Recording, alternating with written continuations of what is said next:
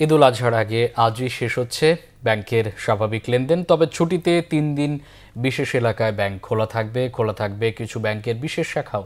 ঈদুল আজহা উপলক্ষে বুধবার সরকারি কর্মকর্তা কর্মচারীদের শেষ কর্মদিবস ছিল। বৃহস্পতিবার থেকে শুরু হচ্ছে টানা 10 দিনের ছুটি, চলবে 14 জুন পর্যন্ত। এ সময় সব সরকারি অফিস, ব্যাংক সহ অন্যান্য প্রতিষ্ঠান বন্ধ থাকবে। এদিন ব্যাংকে ছিল লেনদেনের অতিরিক্ত চাপ। দম ফেলার সময় নেই ব্যাংক কর্মকর্তাদেরও। বেশিরভাগ কর্পোরেট অফিস কর্মচারীদের বেতন পরিশোধের জন্য ব্যাংকিং লেনদেন করেছে বলে জানান ব্যাংক কর্মকর্তারা। 15 জুন থেকে অফিস কার্যক্রম আবার শুরু হবে।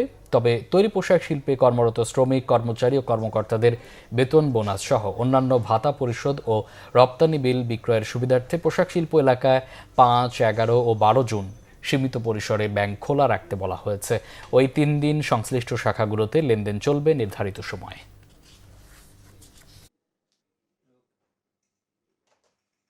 ঘরমুখী মানুষ টাকা তোলার জন্য আসতেছে।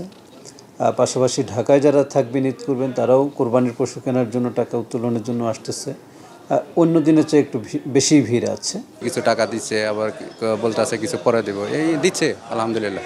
সকাল থেকে অনেক প্রেশার ছিল, এখন কিছুটা কম।